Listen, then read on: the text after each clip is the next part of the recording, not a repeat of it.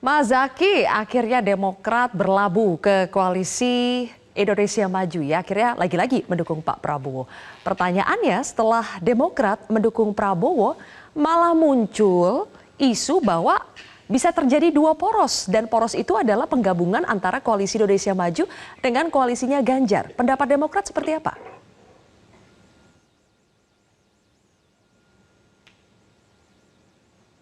Mas Zaky? Nge-freeze, oke, baik. Mas Zaky kita perbaiki dulu.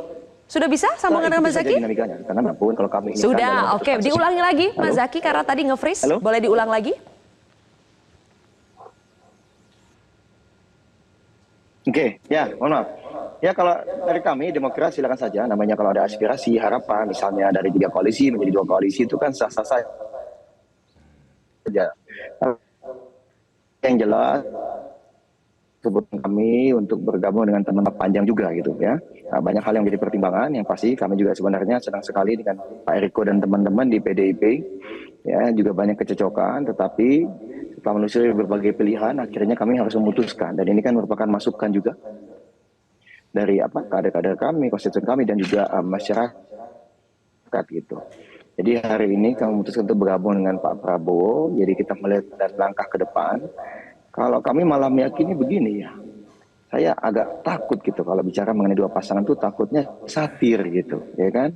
Satir karena melihat Pak Prabowo surveinya 34-36%, Pak Ganjar itu surveinya juga 34 bahkan sampai 38%. Jadi kalau dikali 2 itu total udah mau 80% gitu. Jadi apakah maksudnya itu sekarang pertarungan 2 pasangan ini tinggal Pak Prabowo dan Pak Ganjar? Saya melihatnya kok malah jadi ke arah situ ya. Kalau kami tetap berharap Gus Jazilul tetap semangat memperjuangkan pasangan calonnya. Ayo kita bertarung, kita jadikanlah Pilpres ini tetap bisa 3 pasangan. Kalaupun nanti misalnya Mbak Jazilul nggak beruntung di putaran pertama, kami siap dari Demokrat pasti akan ngobrol sama Pak Prabowo, sama teman-teman Golkar dan PAN. Ayo kita ajak nih teman-teman PKB, teman-teman lain ya, yang misalnya tidak masuk ke putaran kedua untuk bergabung gitu. Karena bagaimanapun bagi kami ini kekuatan bangsa gitu ya. Katakanlah kalah di putaran pertama bukan berarti lalu jangan diajak, jangan begini, enggak. Kita ini kan harus kolaborasi, sinergi membangun bangsa. Tantangan tidak mudah ke depannya gitu ya. Kami melihatnya seperti itu.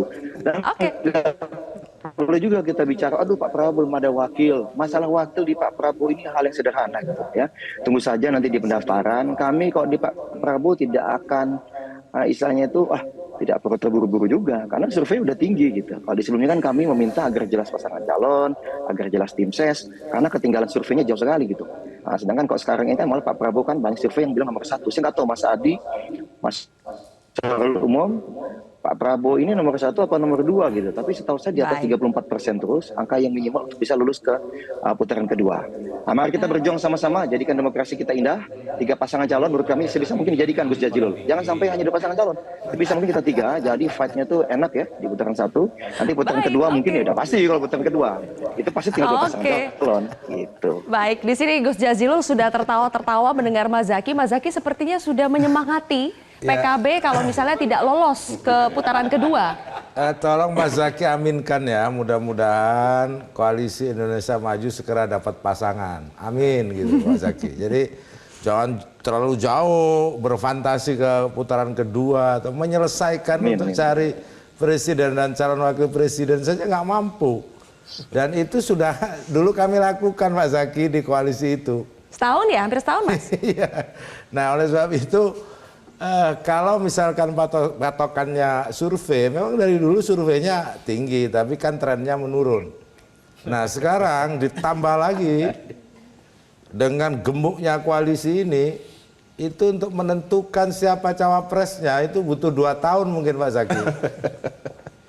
Kalau kita mengaca pada pengalaman yang lalu, jadi kita setahun nggak clear itu 2 partai, ini sekarang 7 partai. Bagaimana cara mengambil decision-nya? Makanya kata Pak Pak Adi Prayitno tadi mungkin ada mastermind-nya baru bisa tuh. Bang Nurdin? Waktu 2 partai itu memang sulit memutuskan karena pilihannya tidak banyak. sekarang ini tidak sulit. Kenapa? Pilihannya banyak. Sekarang Kok aneh? sudah Aneh gimana cara logikanya itu? Kalau dulu sulit karena memang pilihannya terbatas itu. Kalau dulu bukan memilih, memutuskan. Kalau sekarang memilih. Sekarang memilih. Memilih pilihannya banyak sekali, hanya faktor momentum. Nah, insya Allah waktu tidak terlalu lama, Pak Prabowo akan memutuskan. Kapan itu? Saya doakan supaya cepat. Ya paling lambat akhir tahun ini. Akhir tahun. Paling lambat akhir bulan September ini, itu paling lambat koalisi Indonesia Maju sudah akan ada pasangan, supaya ini koalisi Indonesia Maju juga seluruh fungsionaris partai dari semua koalisi itu akan bergerak dinamis Saya untuk doakan menangkan Pak supaya Prabowo. Pak Erlangga wapresnya. Terima kasih itu amin kalau itu. Ini dari tadi mendoakan supaya disambut dengan amin. Itu maksudnya. Sudah, jadi kita menyambut semoga dijabah oleh Allah Subhanahu wa taala. Koalisi ini memilih Pak Erlangga sebagai wapres. Tapi itu doa yang jebakan sebenarnya. Kalau Prabowo dengan Pak Erlangga sangat gampang dilawan oleh Anies kan. Muhaimin itu kalkulasi politiknya. Ya, tapi survei Jadi membuktikan. Gus Jazilul ini apapun statementnya ke Bang Nurdin jangan diaminkan semua. Itu jebakan statement betul. Hanya khusus untuk Pak Erlangga jadi calon wakil presiden. Itu kita aminkan itu. Baik. Dan survei membuktikan kalau Pak Prabowo pasangan Pak Erlangga itu mengalahkan Anies, mengalahkan Ganjar. Itu survei LSI. Yang saya dulu ikut membahasnya itu. Oke, ya. baik. Bang Ferry, benarkah dulu ketika pilihannya cuma satu sulit memutuskan? Sekarang pilihannya banyak, Pak Prabowo kan dulu tidak memutuskan. Waktu itu kan masih lama kemarin waktu itu, terus kemudian proses pembentukan untuk mengajak partai-partai yang lain. Nah, masih dalam tahap itu kemudian tiba-tiba ada PKB bergabung dengan koalisi yang lain gitu. Jadi sebenarnya tahapnya ya semua masih tartil sesuai dengan jadwal yang memang sudah direncanakan dari sejak awal. Jadi dan PKB yang tidak sabar? Masuk partai. Ya, saya nggak tahu. Jadi memang ini kan problem PKB sendiri. Bukan PKB yang tidak sabar, PKB menemukan cita-citanya.